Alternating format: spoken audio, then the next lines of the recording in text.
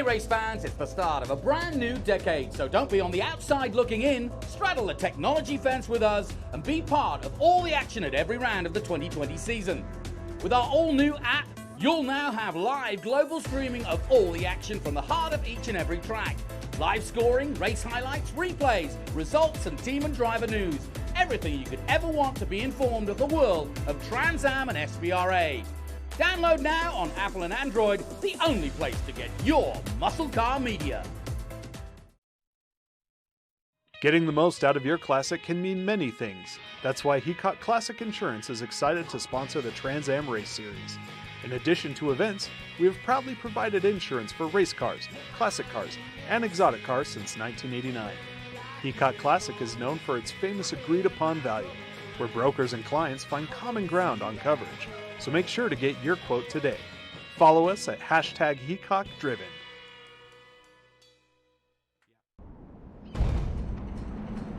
Land Rover has reimagined an icon, and in doing so, has created an SUV for the 21st century.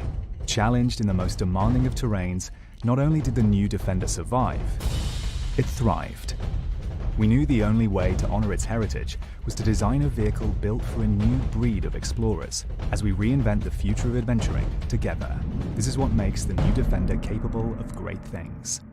Land Rover, above and beyond.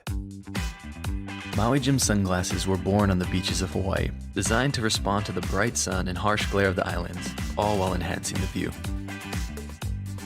After 30 years, we're still independently owned, and the free-thinking Hawaiian spirit that first inspired us is still a part of everything we do.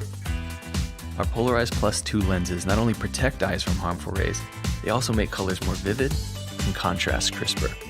Try on a pair and see for yourself. The view's better from here.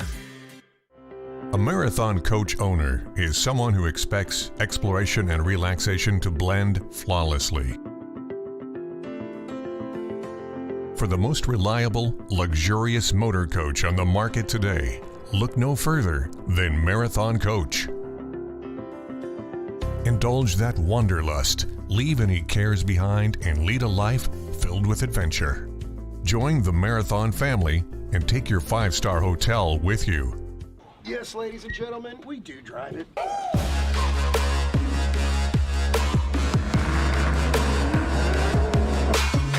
But all of us in the pits want to know who's the ultimate grand champions.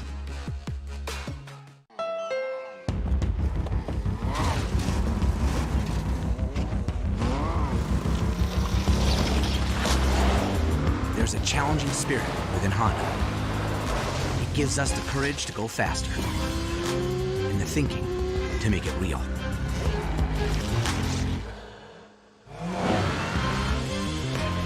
Whether it looks like a truck, a sedan, or an SUV, inside is the heart of a race car.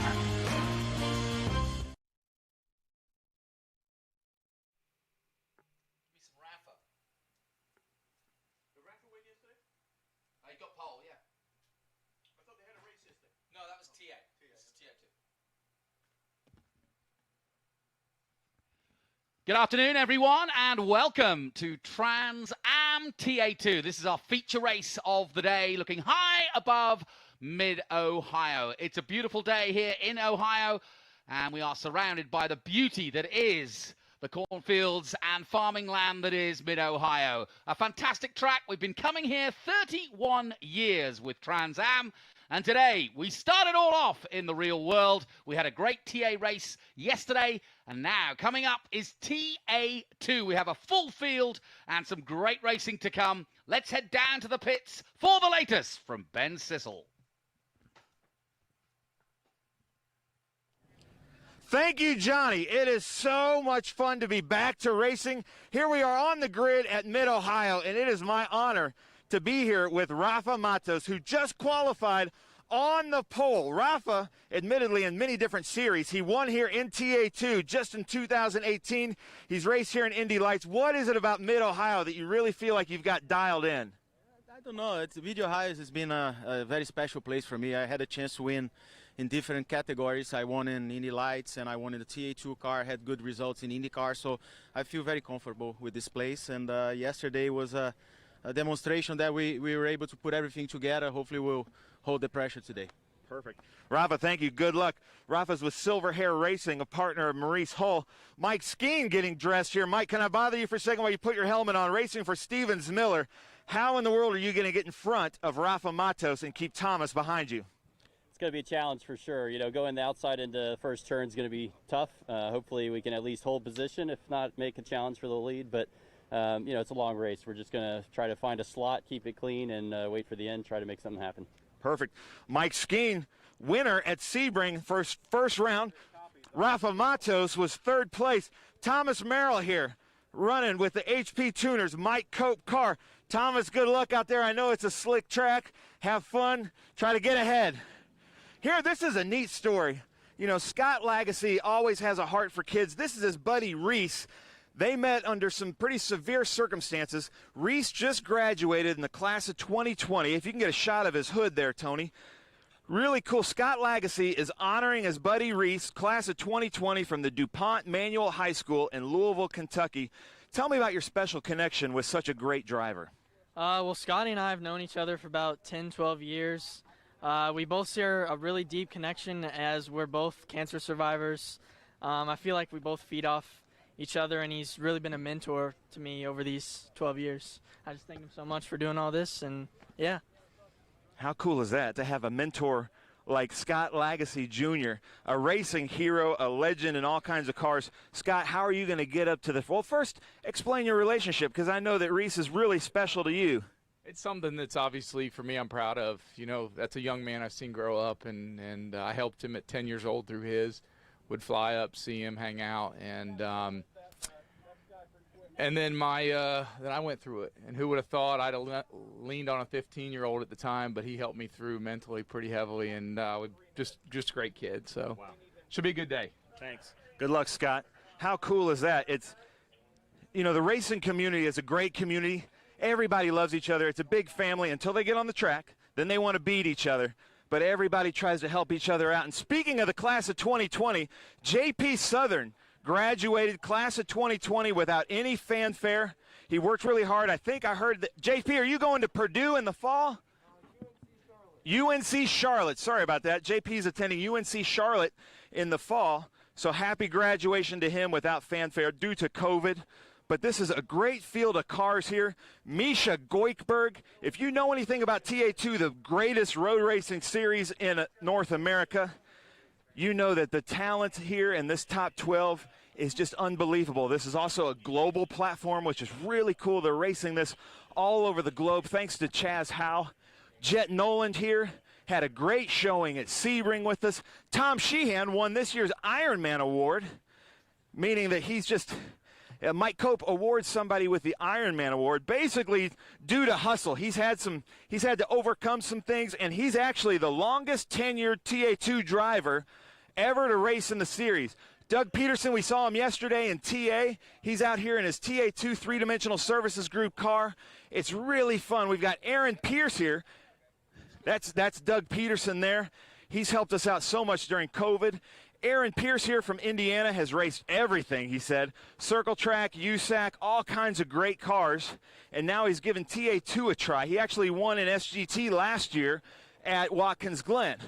Edward Savajan here, pretty new to the series, but he got on the podium, third place at COTA. He and Scott Borchetta down there are racing for Big Machine Vodka. Edward Savajan is in a new car to him. He's had some struggles setting it up, but he says he's got it dialed in and expect him to jump up to the front this weekend. Tony, if you don't mind, good luck, Edward. If you don't mind, we'll come up here to the front. And I'm sorry I'm going so fast, but I want to make sure we talk about everything because this is so exciting.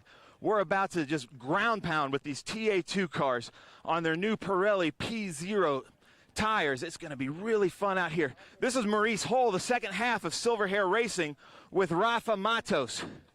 Reese just loves racing, wants to be a team owner, but also a driver, so he's out here with Rafa, a Trans Am champion. Jim Gallagher right here.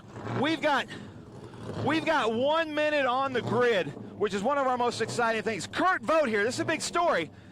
Kurt was racing in practice and actually caught on fire. You can go back and see it. Talking to his mechanic, it was just a tiny little pinhole, right, in the power steering that leaked onto the headers, causing a fire, making Kurt jump out of the car.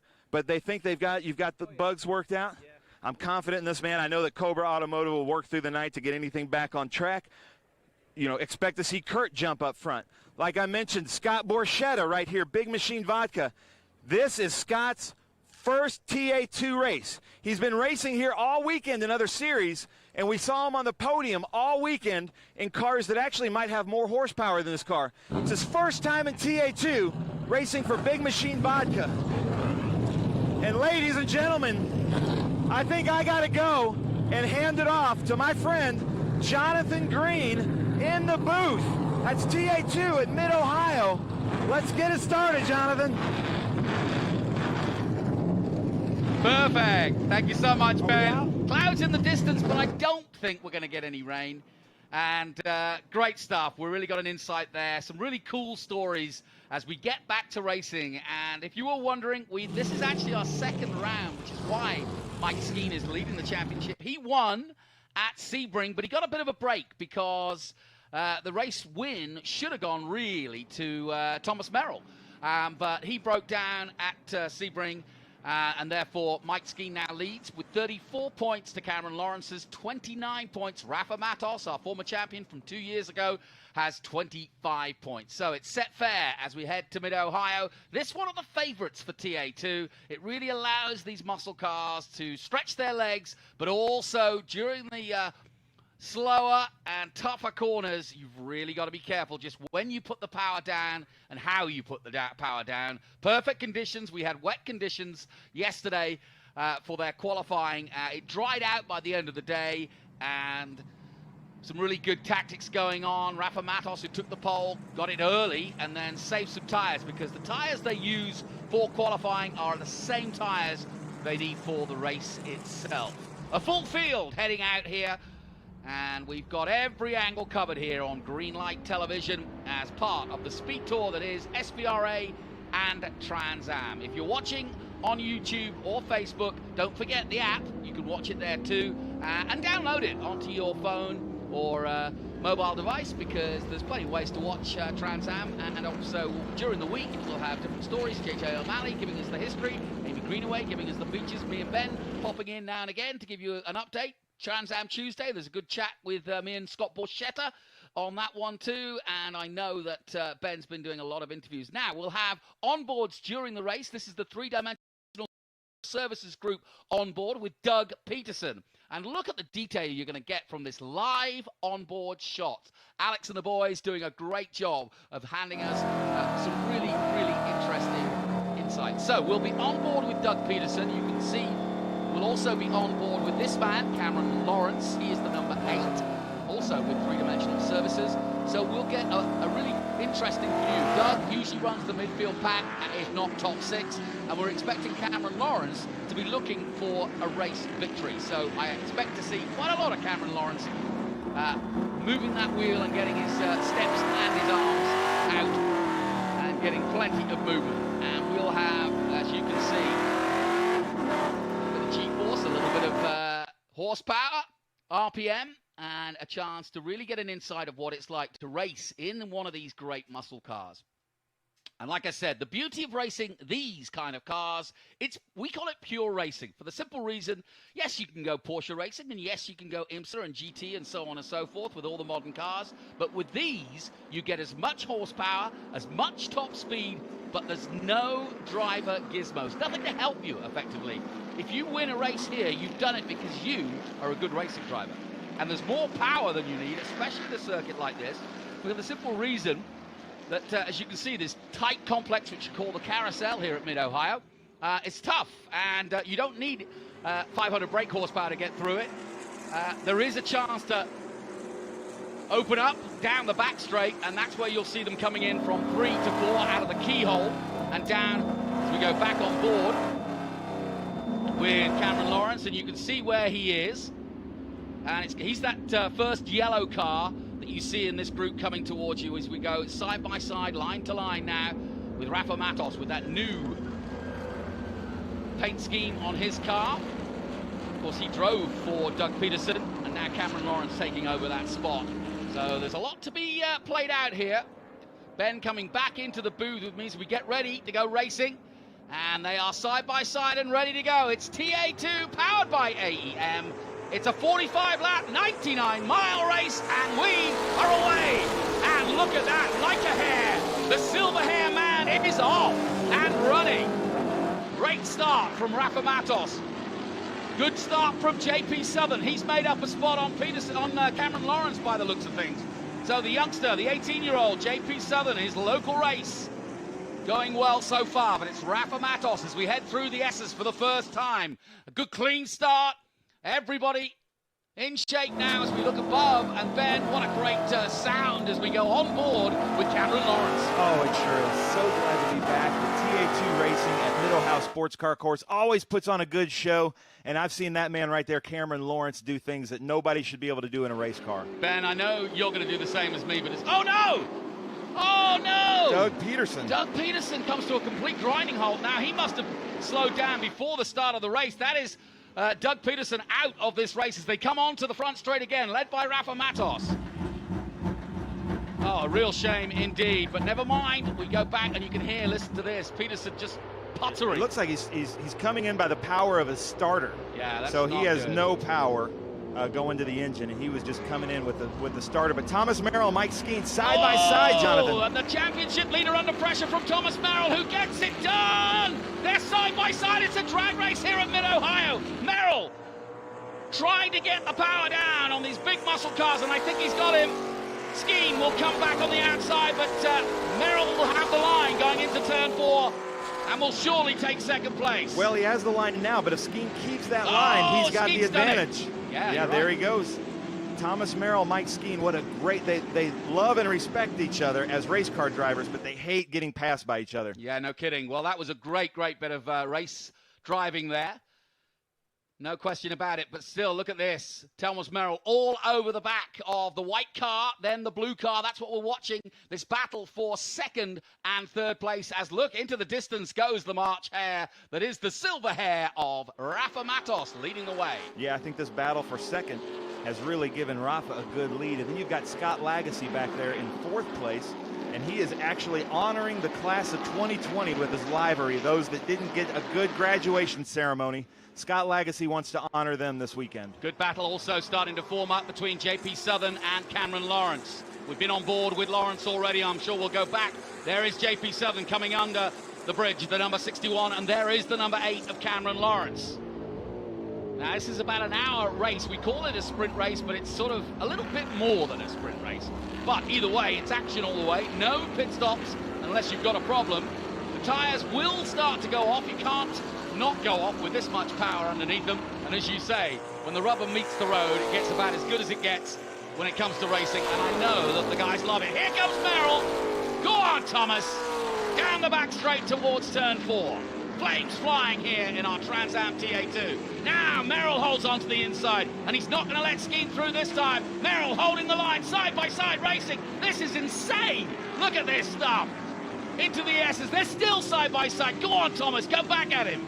Wow, the talent that it takes to race side by side through that section at Mid-Ohio at that speed is unbelievable. We just saw a miracle, Jonathan. Yeah, it's interesting. Thomas Merrill was doing the E-Trans Am Championship, and we saw a lot of wheel-to-wheel stuff there, and I think it's helped Thomas. I was asking him about it, and he said, yeah, he really enjoyed it. But look at Rafa. Rafa definitely didn't like being locked up for 8 weeks. He's off and running. Excellent stuff. So let's take a breath as we come through the carousel. Rafa Matos leads. Let's take a look at the difference. Mike Skeen holding on to second place ahead of Thomas Merrill, who won't leave him alone. He's like a dog with a bone at the moment. And then it's Scott Lagacy, John Paul Southern, and Cameron Lawrence. Misha Goikeberg, we haven't mentioned him, down in 7th place, the Canadian. And then Jet Nolan as we go back on board with Cameron Lawrence. Let's just listen to this car.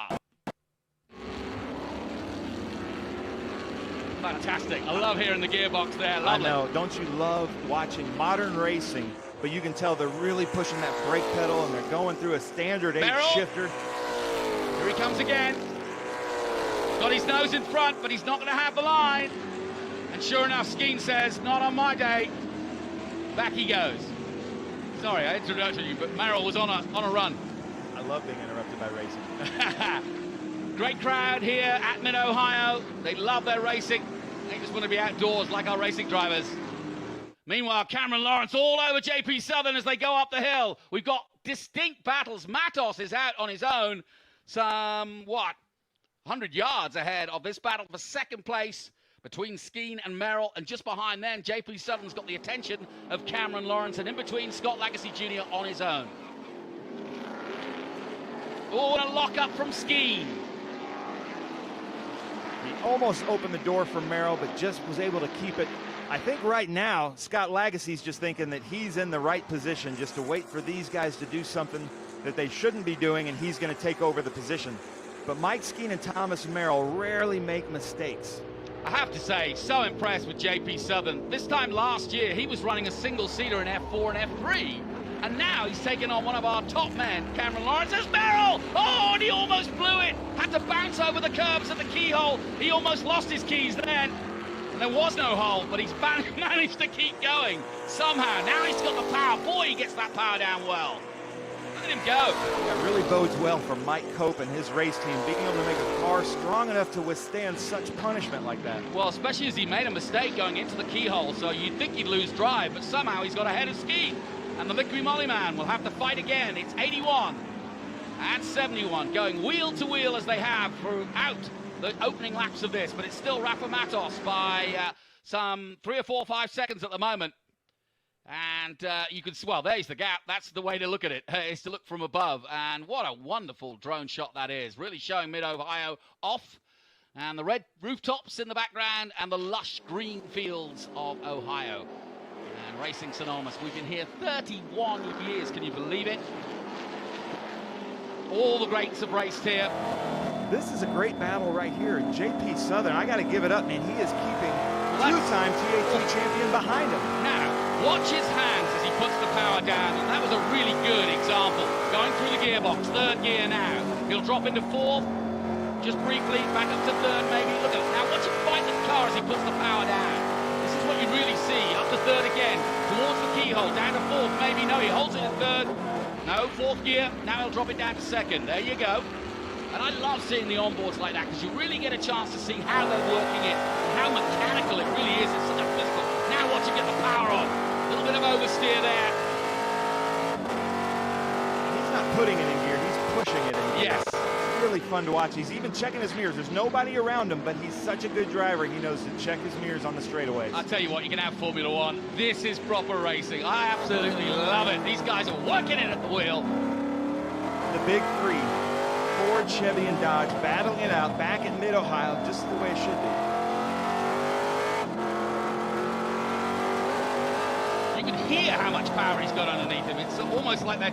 It's like the car wants to get away and go racing on its own. Oh, great oversteer. The reactions are really good. I love seeing the onboards when they put the power down, lose the back end, and then just grab it. It's like go-karting, but with a much bigger go-kart. Yeah, and you can really tell with these in-cars. Thank you so much for providing these in-cars, because you can really see the edge that they are walking. He is driving on the edge. Yeah, look at it sideways there. This is a 100-mile sprint race in the purest form. These guys are sprinting the whole way. Now, the battle you've been watching is JP Southern in the 61. Lagacy going just ahead of them, and now he's caught up to the 77 of Mike Skeen, so it's going to be a good battle. Lagacy doing a really good job in the last couple of laps as they come to the keyhole, and he's right now lining himself up, Scott Lagacy Jr. He'll try to just straighten those wheels up as quick as he can, duck inside the rear wing of the 77, try to get a bit of a slingshot, and Scott Lagacy Jr. has had a tough time of late, both in the E-world and in the real world. But as you heard from his interview with you earlier, he is raring to go and racing for the graduates. Yeah, and I got to say something about Mike Skeen. We saw a little bit of this a couple months ago at Sebring in round 1. This is round 2, and he races really hard at the beginning, but then he kind of, I think he sees, oh, it's no point in burning my tires with Thomas Merrill right now, and he's going to let the race come to him. But that puts Scott Lagacy maybe in a position, but I feel like he's thinking, I'm going to let the race come to me a little bit. There probably is not a smarter, long-term thinker than Mike Skeen out on the racetrack. Here comes the leader, past our commentary position, the number 7 of Rafa Matos, and this is ominous for those chasing him. As we go back on board with Cameron, did make a mistake there going into the carousel. JP, again, a bit more oversteer. On the rev limiter. to third. Under the bridge, down to fourth. Brilliant stuff. Cameron Lawrence in the number 8, the three-dimensional services, doing a great job during COVID-19 and producing a lot of equipment for the cause to the hospitals. They have a 3D printer, and Doug Peterson and the three-dimensional services group have been making COVID devices throughout the last 2 months. So hats off to them. Yeah, this three-dimensional services group camera gives us such a good view of what these drivers are going through. We're looking through a V-Box camera system with three-dimensional services of Cameron Lawrence, and it is such a physical race, this TA2, especially at this track. There's no time to rest. Well, it's great for the engineers too, because they can look at the data and then look at the actual video afterwards and then work out what they're going to do for the next round, which is greater coming up in a few weeks' time. Yeah, you can see his throttle inputs there in the green and his brake inputs in the red, and you can see sometimes he's on both at the same time. You can see his RPMs, his miles per hour, but really just watch his hands.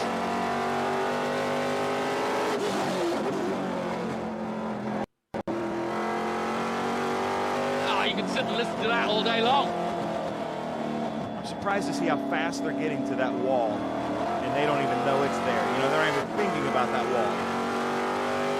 Tell you what, JP Southern is soaking up immense pressure here, 18 years of age, and he really is showing what he can do in a Trans Am car. Meanwhile, a little further back, there's Goikeberg, Jet Nolan, and Tom Sheehan. There he is, Tommy. I love seeing Tom Sheehan back with TA2. He is the longest tenured driver with TA2. Here we go. Lawrence gets a little sideways, but Southern holds on. It's going to be a drag race. Look at this, we're on board with it.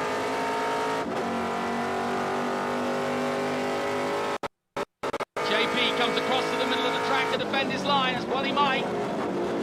But the line is with Lawrence. He goes on the inside of 4. They're side by side, and Southern holds on. I feel like the outside turn at 4 may be a little bit of an advantage setting up for 5. Whoa, look at this. That's Formula Drift right there. I think he knows he's got a camera on him. He is putting on a show. But I tell you what, JP is not giving in, is he? No, I hope people are watching the talent that JP Southern has to keep a 2-time TA2 champion like Cameron Lawrence behind him like that. That is no easy feat. By the way, I've been following JP since he was about 15, and he's got a lovely story. Him and his dad have worked their way through. They don't have a lot of money. One of the reasons they didn't carry on single-seaters is that they found that the price point and the coverage and everything else about Trans Am was attractive, and so they jumped in, had not done Trans Am before. Smoke on Rafa Matos' car. Oh no! Rafa slowed! I don't know if it was brakes, but I saw smoke coming out. Well, he either way, the down. 6-second lead he has is gone because Merrill has hunted him down. Well, if he's got a shotgun, the hair is in these sights right now. So, it's the silver hair racing car of Rafa Matos, who had a 6-second lead, now in trouble, because the gap is 0 almost. And Thomas Merrill, denied a win last time out, senses a chance for victory. Wow, this has been non-stop since the start. All the way through the field, just like TA2 is supposed to be. So let's look at the strategy here with someone like Thomas Merrill. No really room for overtaking through the S's. Thunder Valley coming up next after this right-hander. You get good drive through the Thunder Valley. There is a good way of getting past here, but you've got to be so much quicker than the man in front of you. And you can see they're almost identical. No change in acceleration. Merrill under braking just a little quicker than Rafa Matos. And his next opportunity really is maybe coming into the carousel. But as you can see, Rafa's on the right line. And I think now Thomas will have to wait until they get onto the main straight, which they do now.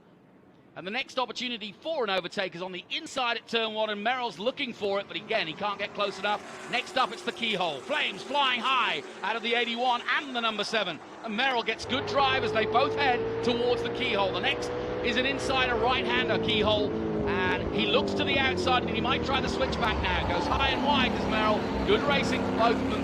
Now he'll try and keep it tight and get the drive and get tucked underneath Rafa Matos. Great audio there at the keyhole turn. You can hear the tires squealing. These Pirelli P0s are trying for grip. Look at this. Matos defends the inside line. Merrill comes to the outside. Matos gets into the middle and defends from the outside now. Side by side, the pair of them. Matos brakes as late as he dare. And Merrill is keeping him honest. Great defensive line by Matos. I wouldn't call that a block, but he took a late apex so that Thomas couldn't set up for turn 5. And of course, originally from Brazil, Rafa Matos, and he was telling me earlier in the weekend that everybody in Brazil wants to watch him race. So we're hoping to send the video to them, and also hope they're tuning in on the live feed, because Brazil's top Trans Am driver is doing the business against Thomas Merrill. Thomas Merrill looking for a way past Rafa, but right now he's not been given any chances. Merrill from California, from Salinas, of course, just across the way from Laguna Seca. That's where he grew up racing. And the likes of Bakersfield and so many other parts of California in that area have developed the likes of Jeff Gordon and so many of the great racing drivers from America, and Thomas Merrill in line with those. Still a youngster. Came and did some commentary with me. Said he learned a lot yesterday from just being in commentary, from the lines that Tony Arbe was taking. Again, if you're just joining the broadcast, we're live streaming the TA2 race in Mid-Ohio. If you're watching on Facebook or YouTube or through the app, please leave a comment of where you're watching from and who you're rooting for. Got a lot of Japanese fans that love their horsepower. They love to tune in and watch the American racing, and they touch! That's Rubbin. Rubbin's racing, but they did touch, and Rafa Matos, if he wasn't aware how serious Merrill is, he just got a good indication. Yeah, I think Thomas is saying, hey, Rafa, I really don't like your defensive line there through turn 4. Can you come inside next time? And Rafa's going, get away from me. Who are you? Well, I'm Thomas Merrill, and I deserve to win the first race. So here we go. Out of the right-hander, down Thunder Valley, down towards the last complex that is the Carousel. Now Merrill tucking himself up behind Rafa Matos. You can hear the wheels squealing underneath them. The tyres squealing underneath them. Pirelli tyres will go off, and this is not what Rafa wanted. I was about to say, as we watch, is that Cameron Lawrence or Doug Peterson coming in? I believe that's Doug. Yeah, that's Doug coming in and out again. But I was going to say, when Rafa had that 6-second lead, as again Merrill comes alongside him, that Rafa was in command of this race, because this is how Rafa likes to race. He likes to manage his tyres. He can't manage his tyres when he's racing like this. No, he can't, and I've seen Thomas Merrill race fast on blister tires. So Thomas is fine, I think, with wasting his tires. Oh, the Mike Cope top-end power is excellent. Rafa brakes late.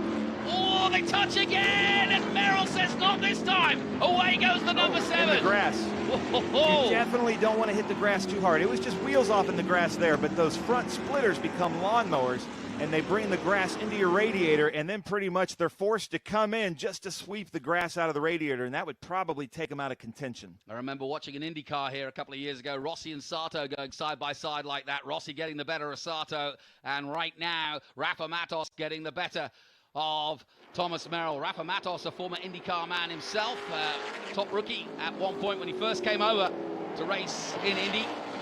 Having raced, he did actually do a bit of stock car racing in Brazil. I was asking him about that, and I think that's when he fell in love with it. And since then, he's never looked back. And Rafa's been a long-time member. Got his first win a couple of years ago at Road Atlanta. Went on to win the championship.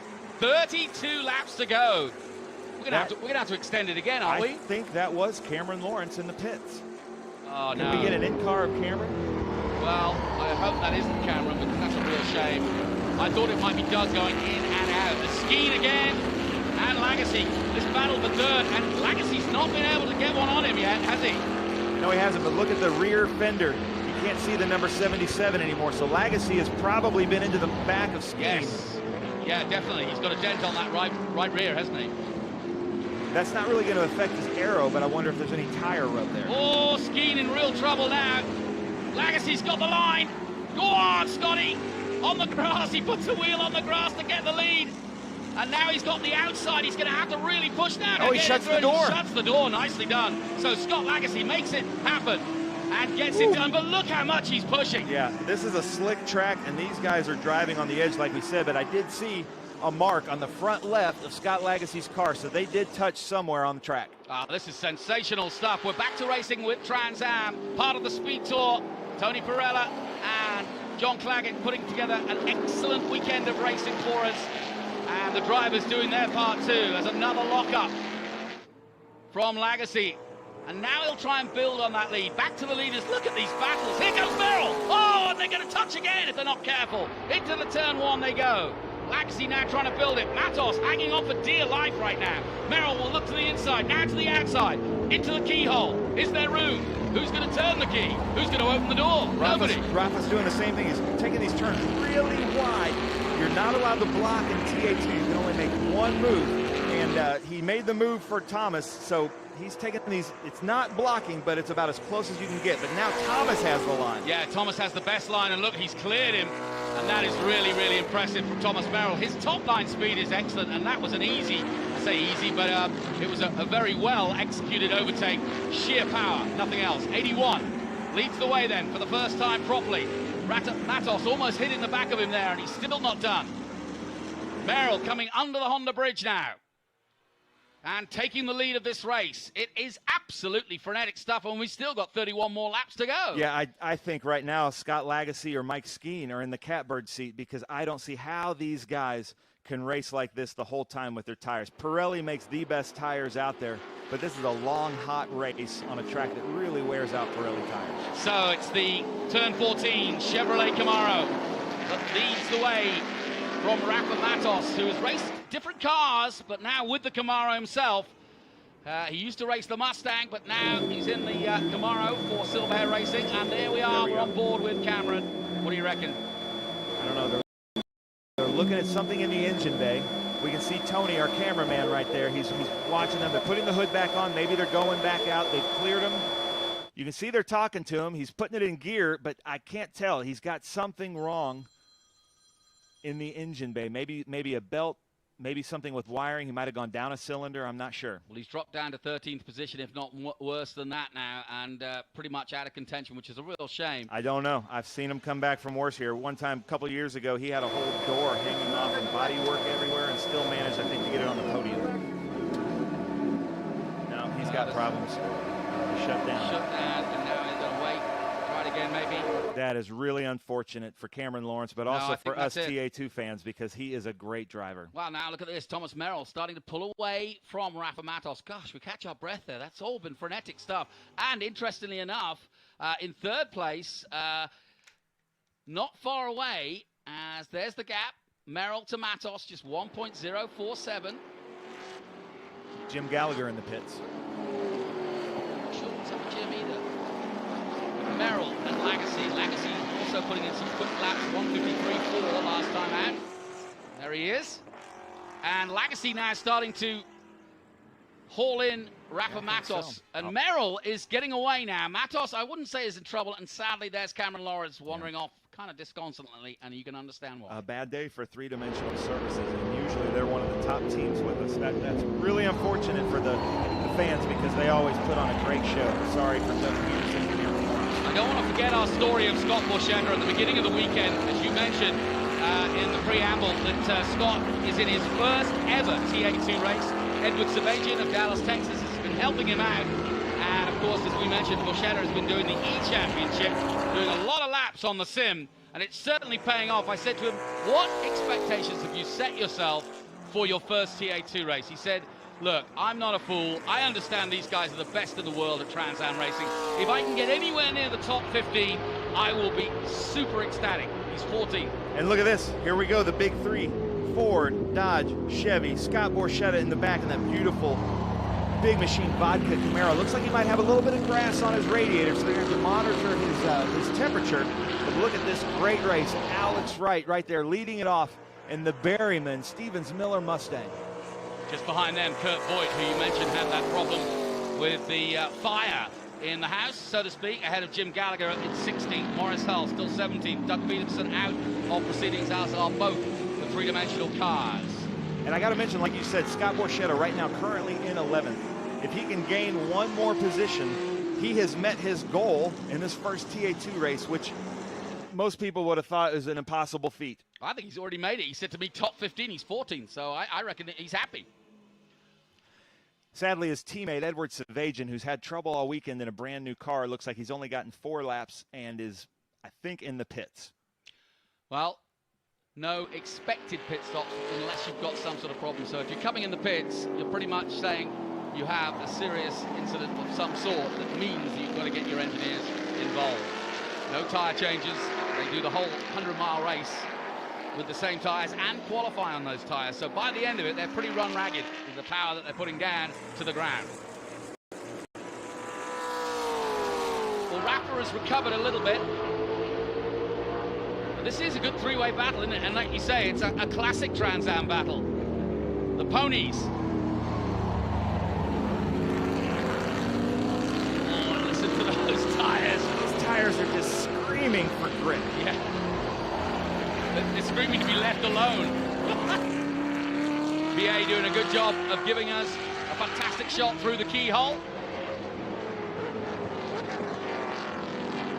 And down towards turn 4 again. Mike Hull still in 13th position, then Gallagher. Further down, Pierce, Savagin is 17th, but is in the pits, as you quite rightly point out. And that's not good news for him. Now, Lagacy Jr. is catching in 3rd place. The more I see the live timing, the more I realise that Lagacy is back in this one big time. And here we go. It's all going to come down to this. Lagacy is all over Matos. This is the battle for 2nd place. Jonathan, you know what that means. I don't mean to start drama here, but there's no love lost between Scott Lagacy Jr. and Thomas Merrill. And if they go head-to-head here at Mid-Ohio, you do not want to turn your head from these leaders because it's going to get really crazy. All right, looking forward to it. So this crowd here are getting real.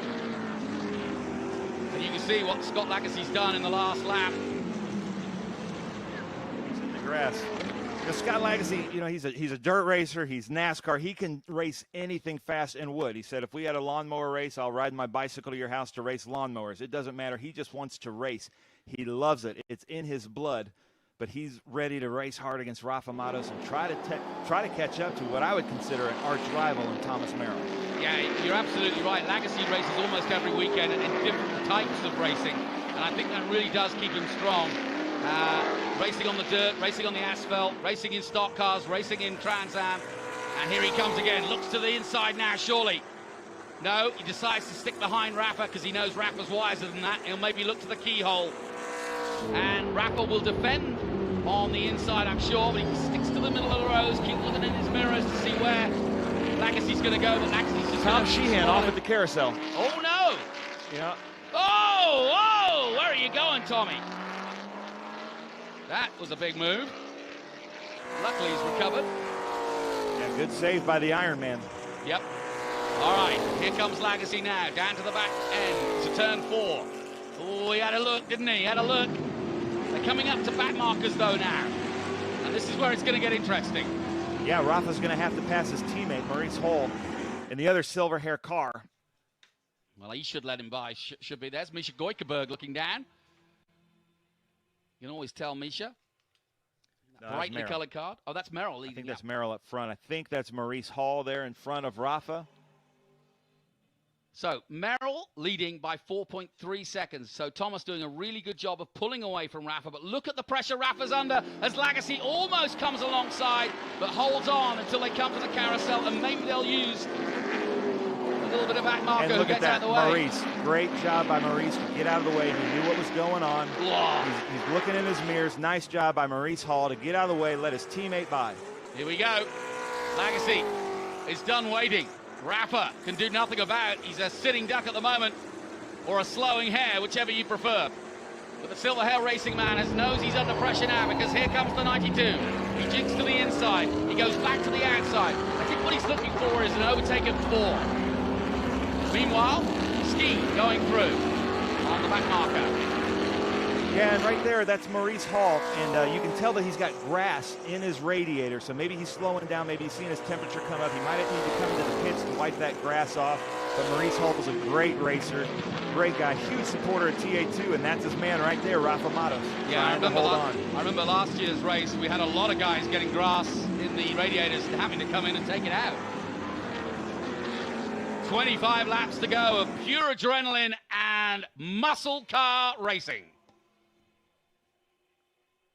This is crazy. We haven't We haven't been breathing. I need so to much be, action. I need to be a passenger in the drone. It's the only place quiet around here. I said, take your breath. Take your breath away. Fantastic stuff. So down the Thunder Valley they come, thundering through it, quite literally. Edwards Evasion back in the pits. I'm so sorry Edwards is having bad luck with his new car, but I expect him to be on top in TA2 anytime soon. Great shots from Rachel, our cameraman at 4, doing a great job of showing us how sideways the 92 gets every time he comes round the carousel.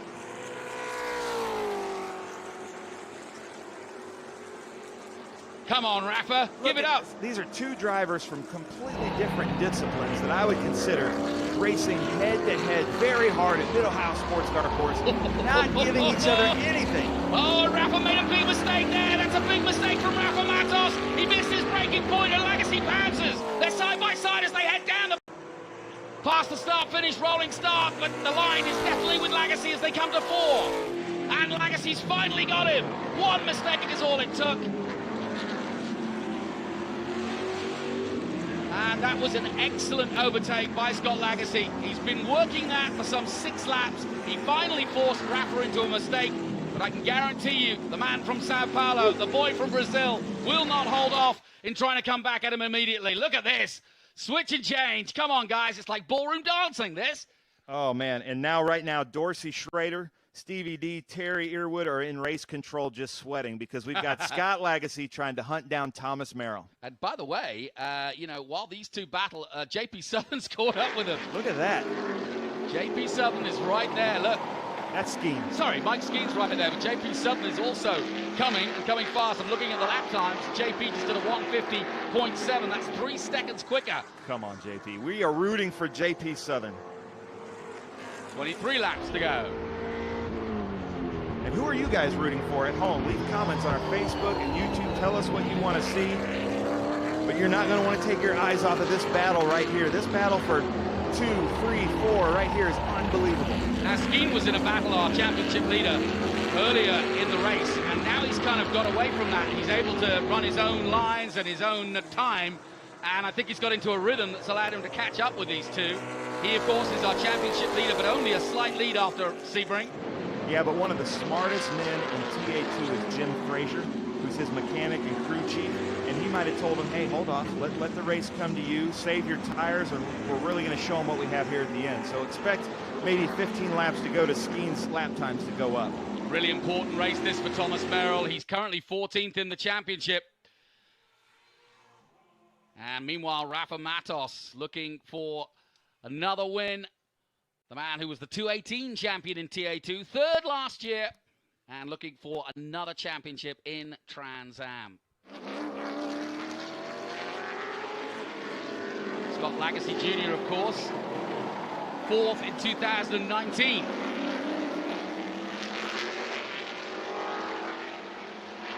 Liqui Moly, number 77. You know, if anybody over there in the pits is with Cameron Lawrence, we'd love to have him come over here and give us some insight into the finish of this race. If you can send him over to the commentator's booth, if he's in the mood. Yeah, I'm going to say, he may not be in the mood. I know I wouldn't be. I want to be racing. His sponsors might be. Ah, there you go. Listen to those tires. It's not a normal squeal, too. That's a really rough corner. So instead of you hear that is not any kind of ABS or traction control. That's how rough that corner is. Yeah, it's a cruelty to rubber. Society will be out chasing them. 22 laps to go. Excitement right through the field here.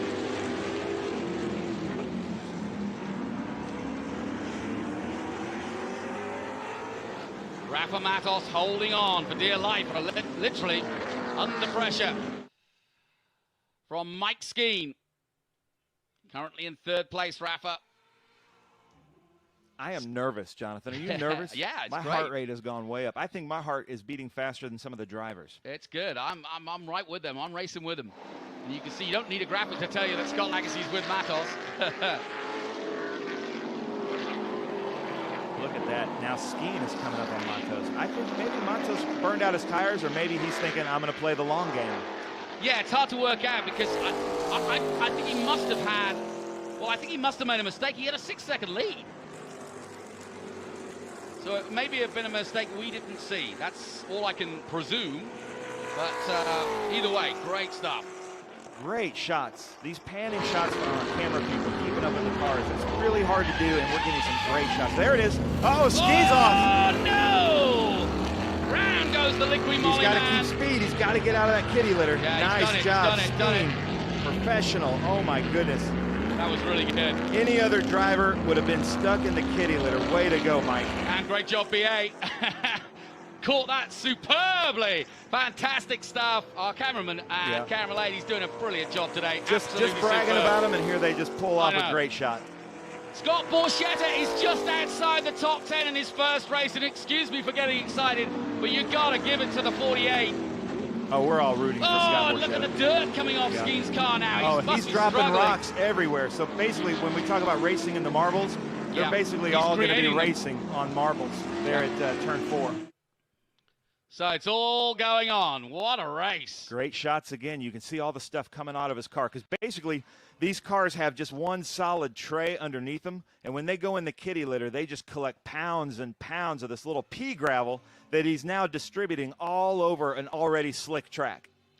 Yeah, so just getting news from the stewards that the 77, and of course that's Mike Skeen, had to, or got in trouble for making avoidable contact. And Rafa Matos, we reckon that was smoke from the power steering, as through goes the 81. And Merrill keeping on, as they say. Yeah, Thomas Merrill, every time I see him, I keep just getting impressed. He's got to be wearing out those tires because of the first 20 laps of this race. And now he's got 20 laps to go, but he's got a big lead. And I think right now Mike Cope and his team are on the wall saying, hey, you can slow down a little bit if you want to. But I think Mike Cope is also probably alerted, and the next person behind him is Scott Lagacy. Yeah, and Thomas has got a 7.7 second lead. We'll see it here as he comes up to Thunder Valley. But he's got clear air in front, clear air behind, but 7 seconds is, well, it's a country mile, really, in a motor race. Anything over 1.5 seconds, and you really are in the comfort zone. And that's exactly where he is right now. And if you're wondering what we're talking about with this Thomas Merrill-Scott Lagacy Jr. rivalry, all you have to do is go back on the Trans Am YouTube page, go back in some of the archives that Greenlight has provided, and you'll see exactly what we're talking about, because these guys have really gone head-to-head at some of the races. Well, there's Scott Lagacy. And as the leader dived under the bridge, now is when Lagacy dives under 2, so there's quite a big gap. 7.9 it continues to be. Matos dropping off, and we think it could be a power steering issue. There was smoke coming out earlier on. Lagacy just barely got Thomas in his sights. And like I said, Lagacy's racing for the class of 2020. And then the class of 2020 is really showing up in 5th place right now. J.P. Southern graduated as a class of 2020. Yeah. Just graduated 3 weeks ago from high school. And as you found out, he's heading off to university. I gave you a bum steer there. I thought he was off to Purdue, but he's still going to college. It doesn't matter.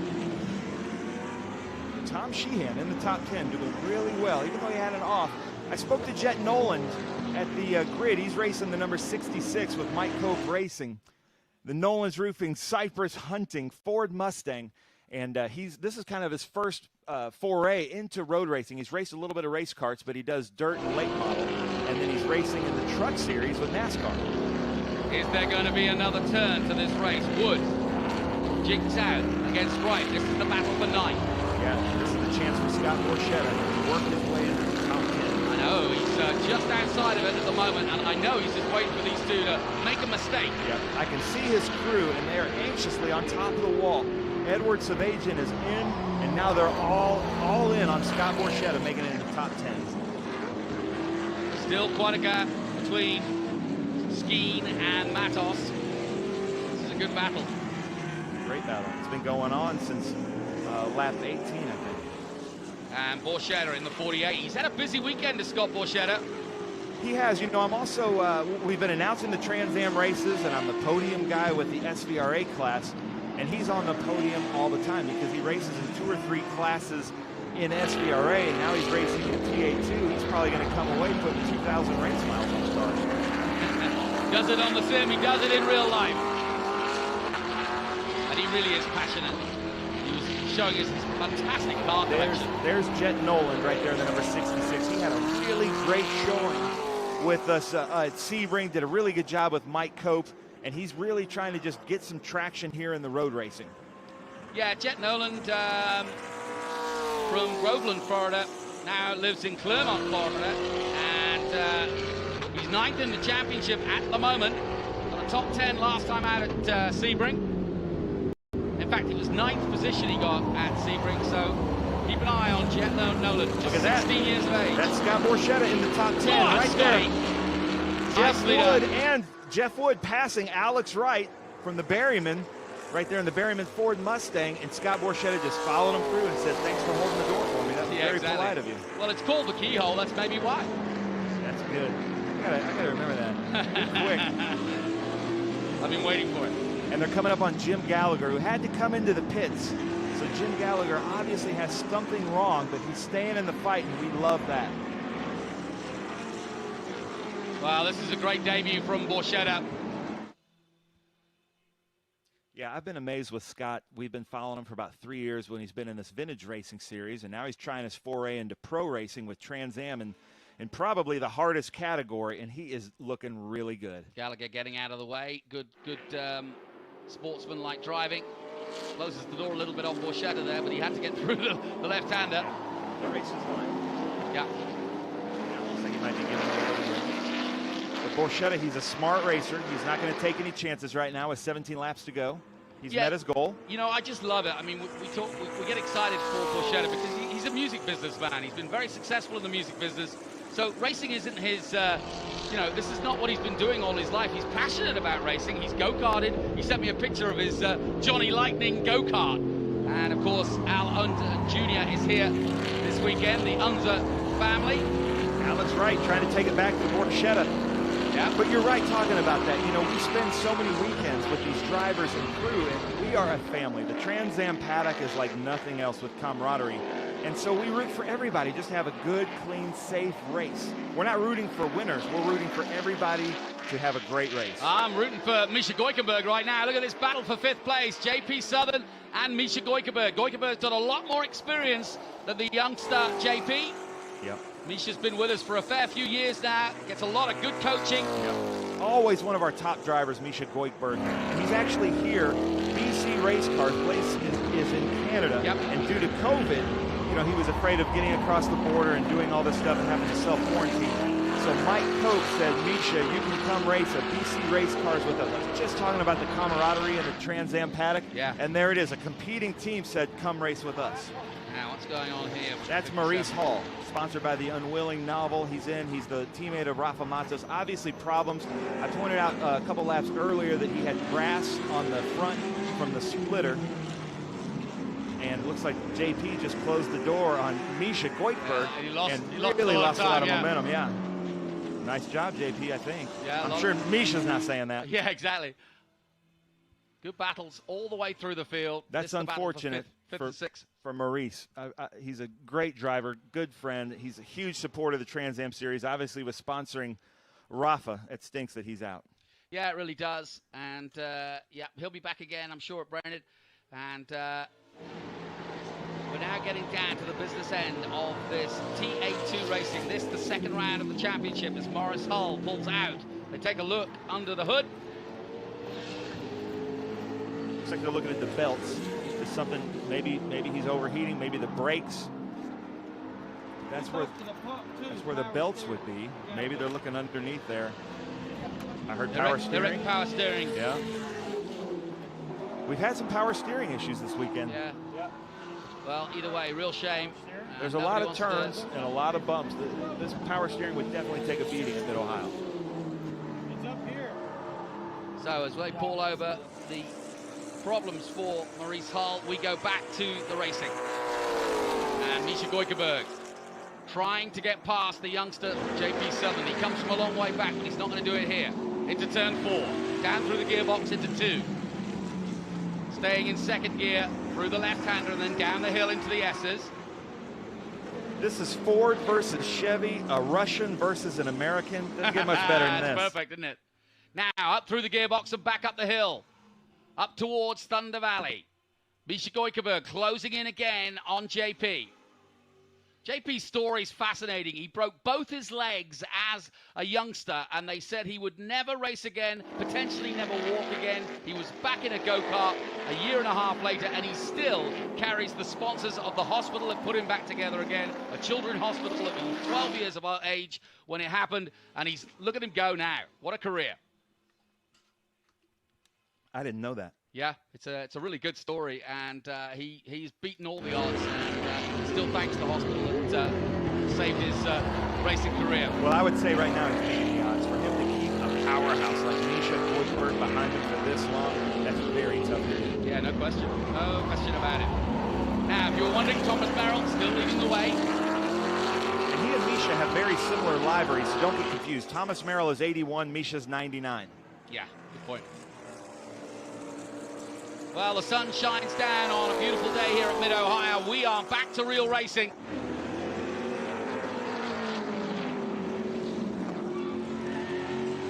Oh, and a mistake, a massive mistake there. He completely missed his braking point. I think his foot must have slipped off the pedal there because he just didn't brake at all. Or he may have a mechanical, but either way, Misha Goikerberg, I'd love to see that again because he just kept going. He may have hit those marbles that Mike Skeen laid down. Yeah, good point. But either way, that battle is done and dusted now. JP Southern can breathe a sigh of relief. Yeah, but back with our leader. Here he is, Thomas Merrill. And you got to give it to the kid. He deserves this the way he's driving. Yeah, but remember what happened at Sebring. He had a pretty good lead until the, third to last lap or second to last lap. Yeah, very good point. And I'm sure that that's heavy on his mind right now, as is the coach team. Well, Richard Deal. He's had 3 months to think about it, that's why. Yeah. 34-year-old Thomas Merrill from Salinas, California. I've been so impressed with Thomas. He's an instructor, great guy. He's done anything that we've asked him to do as Trans Am. Will meet fans, sign autographs, speak to kids. He's helping out the other drivers. He has a great attitude in the series. So great to have him here with us, and I expect him to be in the hunt for the championship. You know, he got 3 wins last year and still only finished 8, so it just shows you how hard it is in this field to achieve. And there you see the gap, though, 7.4 seconds. That's a handy, handy gap. And again, Gallagher getting out the way here down Thunder Valley. I really like that paint scheme on Gallagher. It really shows up. He's from Seattle, Washington, racing in TA2 with us. We're happy to have him here. Yeah, pings out even from 130 feet. Yeah. So, Thomas Merrill dives under the bridge. The flames burst out of the side of the 81.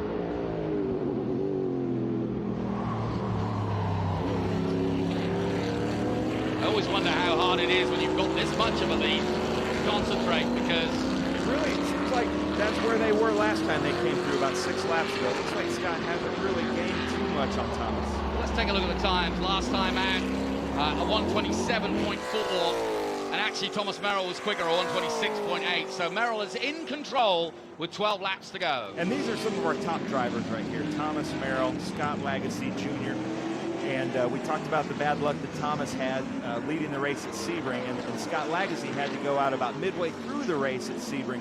So as far as points are concerned, right now they're not in the hunt. So just a podium finish would really help put them on top, especially with Cameron Lawrence going out. Well, this is an important race for Merrill because he needs to get, I mean, I know it's only the second round, but he needs to get back on track after that DNF at Sebring.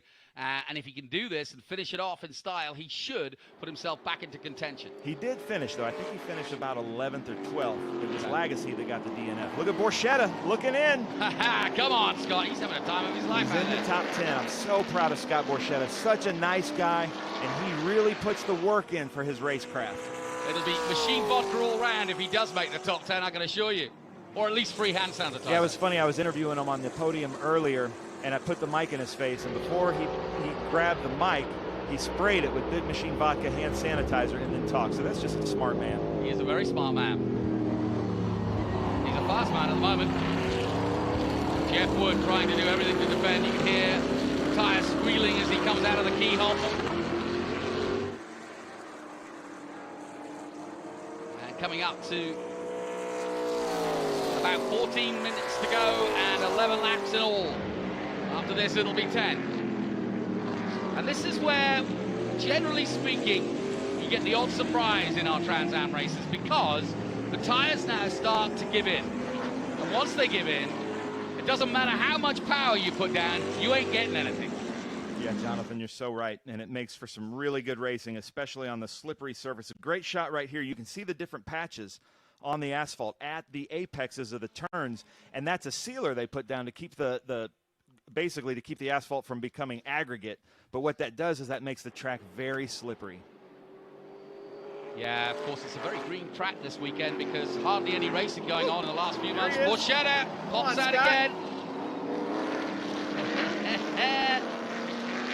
He's working it. He is, but Jeff Wood doing a great job of driving in that Mopar right there. The only Mopar in the field today. Jeff Wood is doing a fantastic job keeping Scott Borchetta behind him. Yeah, Borchetta's just hounding him. He's just trying to force him into a mistake. I don't think he's got an obvious place to overtake.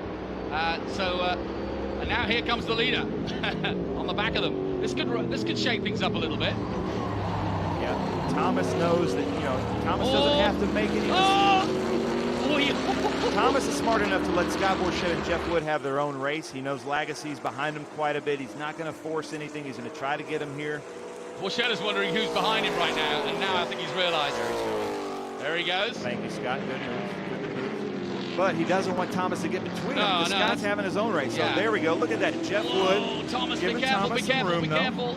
That's fine. Jeff Wood's doing what he should do. And now nice Borchetta's going to try and follow him through. Go on, Scott. Oh, he thought about it. Go on, Scott. No, he can't. Yes, he can. Oh, he gets sideways almost. And that was, I said it could get interesting. That always leads to something new if the leader comes through, because you have to go offline. And Borchetta nearly got through with the leader and got through on his opponent. And that would have been a really good, clever, smart move. Yeah. And as it stays the same and Merrill gets through all three of them, and he's got to be careful too, because situations like that can change a race in minutes. Yeah, and look at what's happened now. Alex Wright has caught up, and we're back to having the big three battling it out for 10th place. Yep, exactly. So across the line they come. It's breathless stuff, this. At the moment, Thomas Merrill leads Scott Lagacy, leads Rafa Matos, who had a power steering issue, we believe. Mike Skeen still 4th, JP Southern still 5th, and Misha Goikerberg chasing him in 6th. Jet Nolan is 7th, Tommy Sheehan is 8th, Jeff Wood and Scott Borchetta, what you're watching right now. Jeff Wood looks like he has some brass in his front air scoop there, which could overheat his engine. It doesn't look like it's too much, but I know that his staff and his crew, and he's probably monitoring that as well as watching Borchetta. He's probably looking up at his mirror more than he is out his windshield.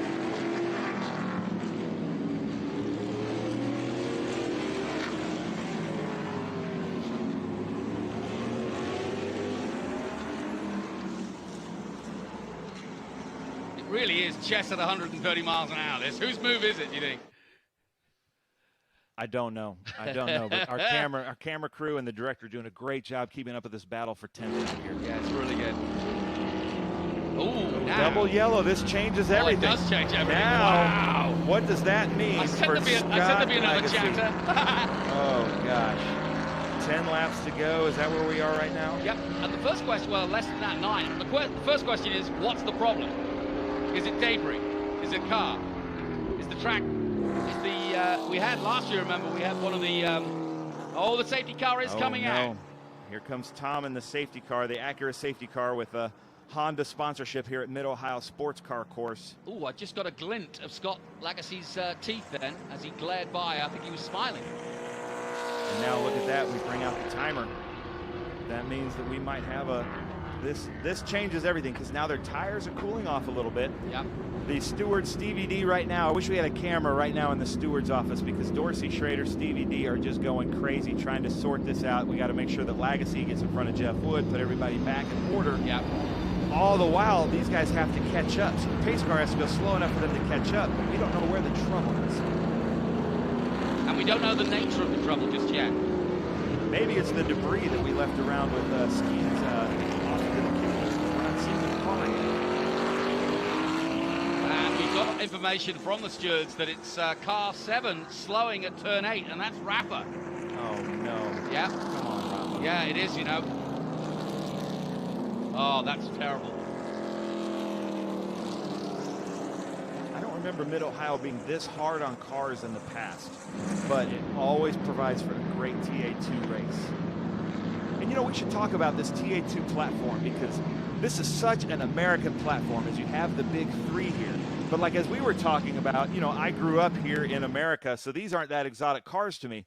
But with anybody else, these are really exotic cars. So like, we've got TA2 Asia, we've got TA2 Europe, and TA2 Australia. Yeah, and I know they're watching in New Zealand right now. They get up early to watch this on a Monday morning. I know they do. And we've seen TA2 Australia, New Zealand, Asia, Europe. We're seeing what you guys are doing, and we are big fans. Keep it up. You guys are there he killing is. it. Look, there is the hair, the March hair. Rafa is out of the car by the looks of. No, is he? Or is that? No, that's. But it's definitely Rafa. Well, they had to do a double yellow there. No, he's conked out right on the exit. That's a horrible place. Yeah, he must have really had mechanical failure. Maybe he was trying to limp it in. That's a tough break for Silver Hair Racing. Maurice Hull, Rafa Matos. They've had a rough go of it. Rafa finished on the podium with us at Sebring and was doing really well in the points. He's 2018 champion. So there we go. Scott Borchetta just moved up the ladder. Yeah, that's a good point. Yeah, he's up to 9th now, but yeah, that does not help Rafa's championship at all. Kurt Vogt, there we saw a shot of him in the 23 white Mustang Cobra Automotive. Great driver, been in the TA2 series about 4 years now. He's at number 11. And he had some rough luck in first practice. His power steering, it seems like this track's been a story of power steering, but I was talking to his mechanic. His power steering line had a pinhole leak that sprayed right on the headers, causing a fire. Yeah, it was a big fire too. He got a lot of smoke inhalation. Very scary moment for him. But his car's working great. They were worried because they said the wiring harness was crispy. That was the adjective that they used. Right now he's at 11. You know Legacy's going to go for it. The question is, Ben, where? Well, I don't know. Right now, they're not sorted. I know that right now Stevie D's talking to all the teams through the radio. He can communicate. I've been up there. I wish we had a camera up there right now because they're all freaking out. It's one of the best shows in racing. And we've got Dorsey Schrader, Trans Am legend, trying to sort out and communicate where each car goes. So right now, I feel like Scheme should move up in front of Jeff Wood, but they're just going to take some time, and we haven't seen if the Silver Hair Racing car of Rafa Matos has been moved as we watch the Homatro safety team of Mid-Ohio. Great safety team come by. So it looks like maybe Rafa is clear, but they don't want to give the green until everybody's in the proper order. You know, and they're pulling him out of the way, which is good news, and sad news, sadly, for Rafa Matos. You know, we get all excited about the history of Trans Am, and I know that Willie T. Ribbs will be watching back in Texas, back in Driftwood by my parents. And Willie T, I saw him on CNN the other week, and of course promoting, as always, his film Uppity. And I tell you what, it's a good time if you want to see a really good documentary on racing for lots of different reasons. You can work it out yourself, but obviously Willie T was an original, and that film, it's on Netflix, is a cracker. And it has Dorsey Schrader and several of the other guys that you were mentioning, and it really does encapsulate the history of where Trans Am has come from. It really does, and the great thing about it, I love the movie, and I also love Willie T. Ribbs. What a great person. He's really had to tear down a lot of walls in motorsports. But Uppity is a big Trans Am commercial. It is a huge Trans Am commercial. I mean, I had not realized just how competitive it was between the likes of David Hobbs, Dorsey Schrader, and so many of the others. And then looking back even further, Mark Donohue, Dan Gurney, you name it. They all had a go at these great muscle cars. And that's why we get so excited about the fantastic 54-year history of this championship. Oh, you're right. And this is the greatest road racing series, period, at the greatest, most iconic tracks. It's going to be so much fun, but it looks like we're going to go green maybe with 4 minutes to go in the race. And you know, I've had conversations with lots of people in Trans Am about what is so enthralling about it. You can see it from the racing itself, but I also think there's a lot of people who, while they, you know, embrace the new technology of modern racing in WEC and Formula One and so forth, electric racing, this is the pure stuff. Maybe it's the generational thing, I don't know, but you cannot beat pure horsepower, the noise, the thunderous sound of it, and everything else. And I think that's why Trans Am is having such a real interest now. And with, you can see the double yellow still waiting. Yeah, we have something happening too. I just watched Edward Savagian go back out. Edward Savagian is in 17th place. He's completed 9 laps. Aaron Pierce, next to him, has completed 12. So I think Edward now is desperately trying to go get 3 laps so that he can just get more points in the championship than Aaron Pierce. Yeah, that's a good point. Yeah, the really wise racing drivers keep an eye on things like that, because you can miss a trick if you think it's all over, get upset and frustrated. And suddenly this happens, and you get an opportunity. Yeah. Edward's dad raced in Trans Am against Willie T. Ribbs. How about we're talking about Willie. And then Edward won our V-Rock champion with his partner, Willie T. Ribbs. There you go. And we had Al Unser Jr. here, who also has been doing some V-Rock. My childhood hero. I love Al Unser Jr. It's so cool to see him in our paddocks. He's a good friend of our owner, Tony Perella.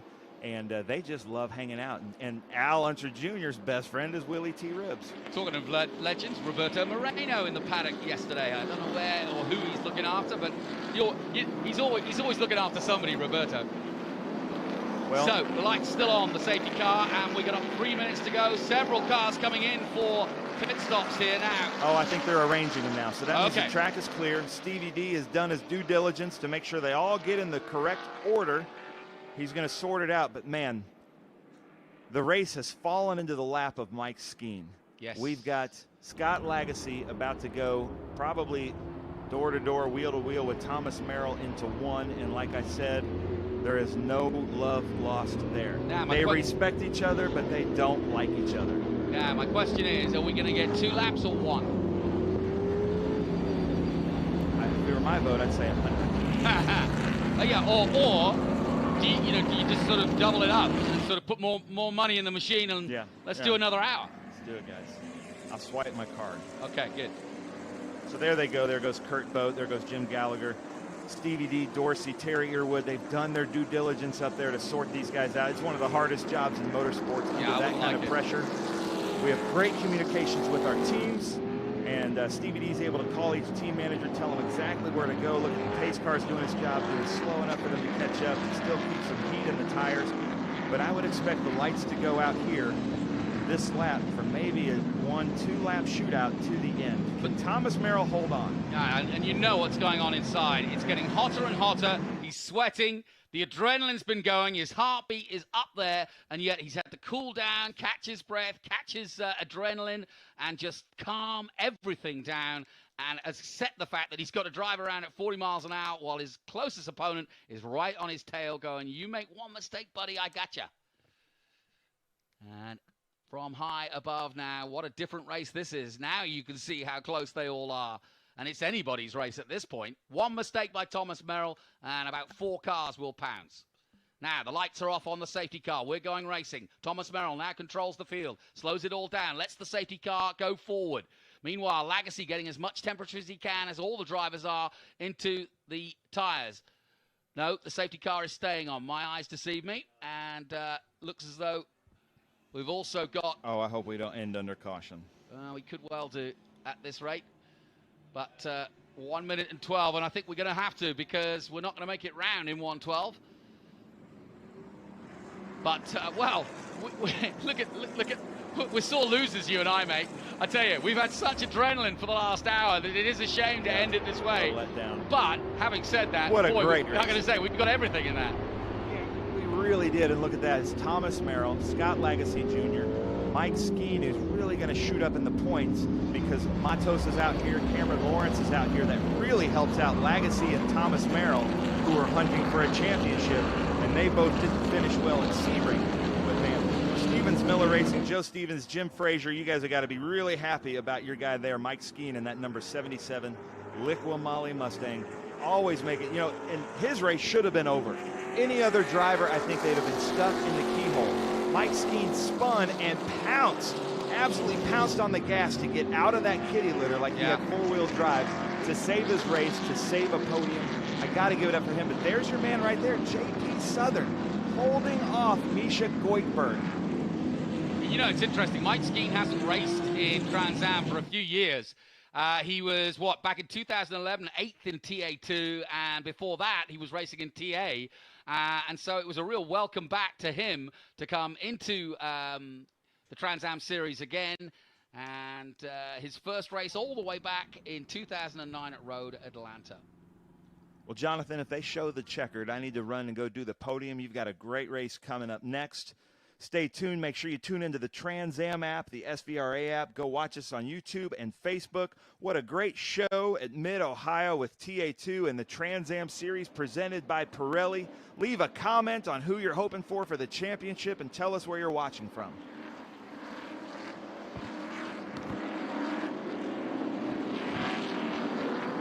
So the clock ticks down to 0 and Merrill won't mind because here he comes. And it's a green, white, and away they go. Yes, we've got one more lap. Thank you, stewards. I love it. I had to sit back down, put on my headphones. I thought you would leave. Ooh, but my heart is pounding. Okay, Merrill leads them. Final lap, the 2 cars going very, very quickly away from them. And into the tires. That's Jet a very, Nolan very and Misha hard. Goikberg. That's 2 Coke racing cars right out on the last lap. Legacy gets out of the keyhole, gets sideways for a moment, but now back on the power. All sorts of drama on this 1-lap sprint now for this 100-mile race. It's all going to end in tears for the guys in the middle there. Goikberg almost hitting the tire barrier. Skeen in 3rd place now. Merrill did a good job of hanging on in there. He wasn't sure, as we weren't, whether they would restart it, but he got the signal and away he went. Meanwhile, Legacy trying everything in the book. Skeen coming in now. Down through the S as they go at the back part of the circuit. Time running out and Merrill doing the business. Look at that separation right there. There's your podium. It may not finish like this with just a few. Oh, there goes Thomas Merrill off. No! Into the kitty litter, just like Sebring. No! Absolutely no way. And look at this. The race is on. Here comes Skeen for the lead. Skeen side by side with Scott Legacy. Something's got to give. They're touching. And onto the grass goes Skeen. Legacy's going to do it. Scott Legacy Jr. somehow, how I'll never know, is going to win at Mid-Ohio. 100 miles of pure adrenaline and muscle car racing. And at the checkered flag, it's Scott Legacy Jr. who amazingly wins this race with Merrill, mighty Merrill, in the kitty litter with 2 corners to go. Oh my goodness. It's almost just like Sebring. I think they were expecting to finish under yellow at Sebring, and there's Thomas. Look at Legacy. He had Reese at the grid with him. Look at that DuPont Manual High School class of 2020. His buddy Reese has got to be jumping up and down. Reese King from Louisville, Kentucky. What a great race. There's Thomas. What a lonely shot that is. I know. And I tell you what, he might do a center here and head to the nearest RV and hide. Scott Borchetta, 5th place. Oh, Scott Thomas. Borchetta, congratulations. Jeff Wood, way to hold him off. And the Iron Man, Tom Sheehan, is about to meet me for the podium celebration. Jonathan, I love you. You're a great announcer. I got to go. You head out, and we're looking at the best shot of the day because it's the best storytelling shot of the day because it shows one man and his car that could have been so different. He ends up in the gravel a long, long way from home and a long, long way from the celebrations that are about to ensue here in the pit lane. Thomas Merrill did everything right, and then at the final moment when he needed it, whether it was concentration, the tires going off, it could have been anything, it doesn't matter. But just 1 lap sprint. He got away well at the restart, but then it all came to naught, and there is his car stopped inside the back part of this circuit, and he's still stuck in the car, probably wondering what on earth has happened to his day. Well, that's motor racing, folks, and that's the very best of motor racing. It doesn't get any better than that. I hope you've enjoyed your live stream. We couldn't write a better script for you, and Scott Legacy Jr. racing for the high school graduates who, of course, if you're wondering why you would race for a high school graduate, well, obviously, they didn't get to graduate in style here with the COVID going on, and so he was just doing his bit. They've known each other for 12 years. They both had their battles with health and so on, and Scott Legacy Jr. has done the business and somehow miraculously won this race. Not out of nowhere, but certainly not expected. And that is Trans Am TA2 racing at its absolute finest. Ben will be heading over there, I'm sure, to celebrate with them. But let's just catch our breath and tell you what happened in that race. Well, we had a good start, a good fast start. We had lots of shenanigans at the front. Rafa Matos had a 6-second lead at one point and looked as though he was going to be in a world of his own in terms of controlling this race. He then, it seemed, had a power steering issue of some sort, and that's what could have led to the eventual retirement, where he retired just at the same place that Merrill went off. And at that point, the safety car came out. We slowed it all right down, and we thought we might have to finish under yellow, but then suddenly we got a reprieve. Can you see the smile, Scotty? He's got a great smile, Scott Legacy Jr. You wait.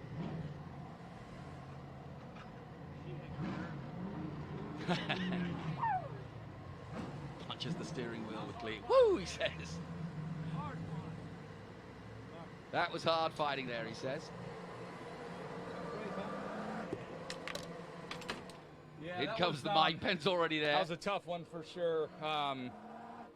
Man, my skiing's a class act. I got him early in the race, and I thought he saw that I was a good bit quicker than him and kind of moved over and got in there, and I locked the brakes trying not to get him. But so I let him back go, but everybody says he's a class act, and he is, because he raced me really clean when I got back to him to get back by him, and I appreciate that. So, you know, you like when people race you like you race them, and damn, I felt bad about that. But it's a pretty special weekend for us. Reese and I share a pretty special bond, and you know, I'll be honest, I've been out of the car for 3 months, and you can train as hard as you want, but it's not the same. So these things are a blast. You got to run qualifying laps every lap and just not make mistakes. So it's pretty fun. Thanks to M1, K-Tech.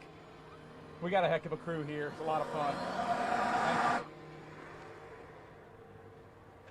So out comes Scott Legacy Jr., and he makes a very good point. 3.5 months out of the car. You forget that race rusty, that's the point. You can do what you like in training, but it just is not the same thing. And you certainly can't prepare for a 100-mile race like that. He smashes the top of the car, and you might get a bit of celebration here. There you go.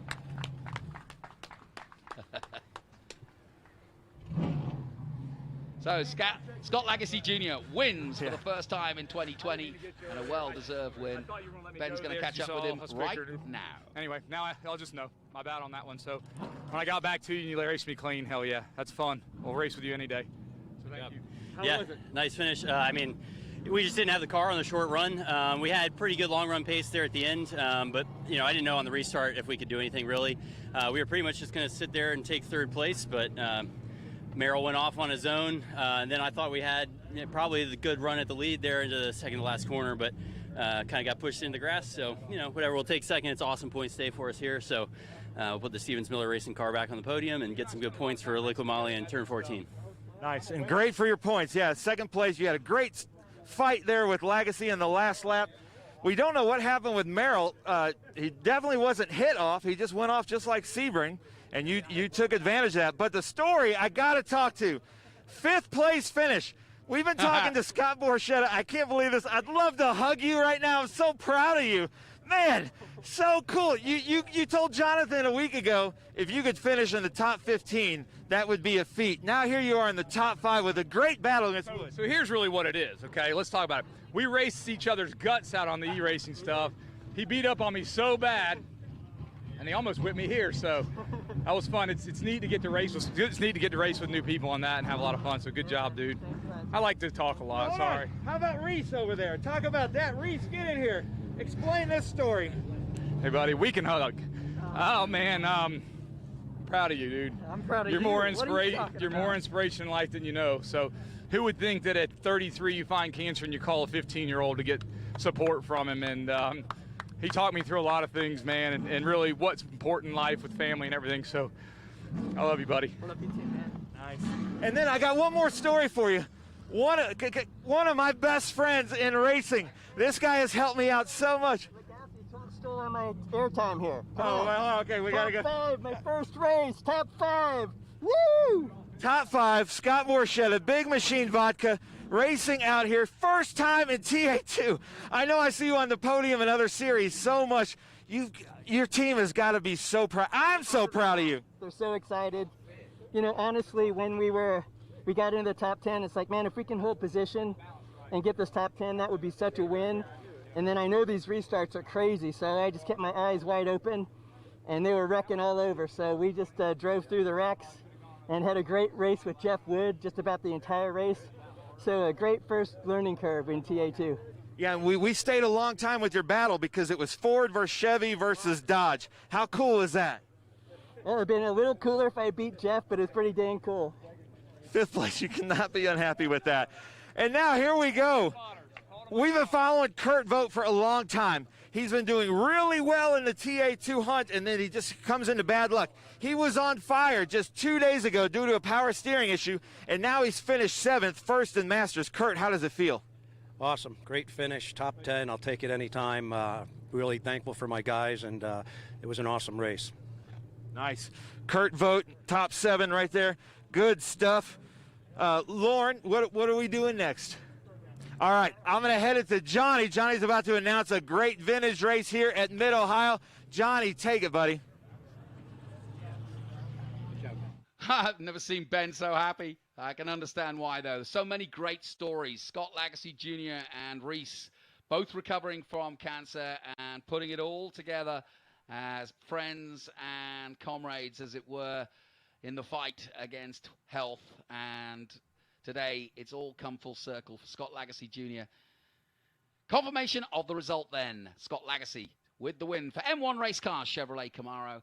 And then Mike Skeen with a Liqui Moly Turn 14 Chevrolet Camaro in second. Tom Sheehan in the Ford Mustang for LTK Insulation Technologies. Then it's Jeff Wood, Scott Borchetta, an amazing debut in TA2, a top 5, way more than the Big Machine Vodka Duntov Motors Chevrolet Camaro could ever have dreamed of. Alex Wright, Kurt Voigt in flames yesterday, but on fire today. In 7th place, JP Southern in 8th, Jet Nolan 9th, and Misha Goikerberg rounding out the top 10. Catch your breath, folks. Put the kettle on and enjoy a bit of a breather as we continue our speed tour racing here. Thomas Merrill taking 11th place in the end, sadly, after what was a great 100 miles just before. Jim Gallagher, Matos, and Hull. What a day for Trans Am Racing. Congratulations to all the organizers, to the marshals, and to everybody involved in putting on what was truly a great motorsport show. We'll be back with more racing in a few minutes' time.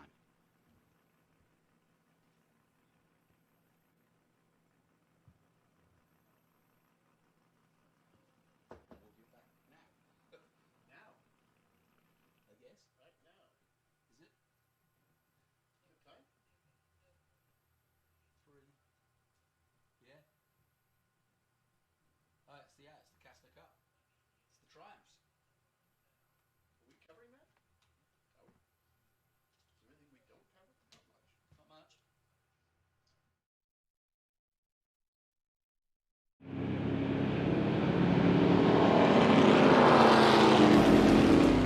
Hey race fans, it's the start of a brand new decade, so don't be on the outside looking in. Straddle the technology fence with us and be part of all the action at every round of the 2020 season.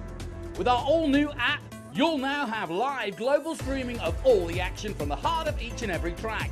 Live scoring, race highlights, replays, results, and team and driver news. Everything you could ever want to be informed of the world of Trans Am and SVRA.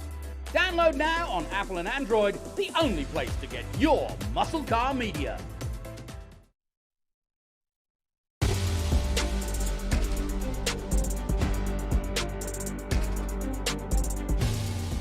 On behalf of SVRA, we'd like to congratulate Range Rover on its 50th anniversary, and we thank Jaguar Land Rover for their continued support over the years.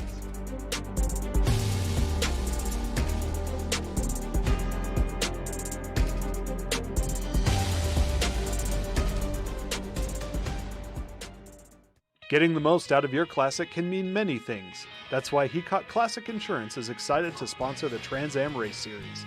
In addition to events, we have proudly provided insurance for race cars, classic cars, and exotic cars since 1989. Heacock Classic is known for its famous agreed-upon value, where brokers and clients find common ground on coverage. So make sure to get your quote today. Follow us at #HeacockDriven. One of the main reasons for poor vehicle performance is a dirty fuel system. It can cause decreased fuel economy and actually do harm to your engine over time. By adding Lucas Fuel Treatment to your vehicle, it cleans and lubricates the entire fuel system, pump, carburetors, fuel injectors, and valves as you drive.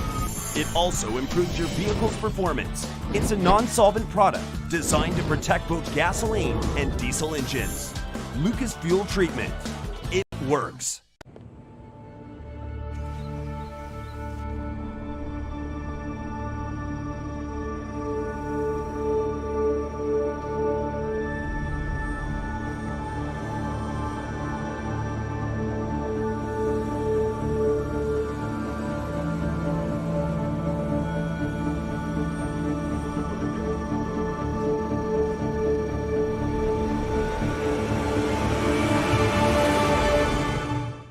yes, ladies and gentlemen, we do drive it.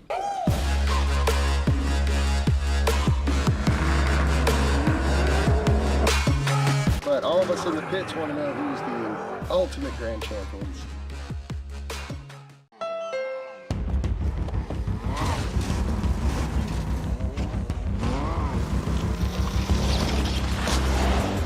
There's a challenging spirit within Honda. It gives us the courage to go faster and the thinking to make it real.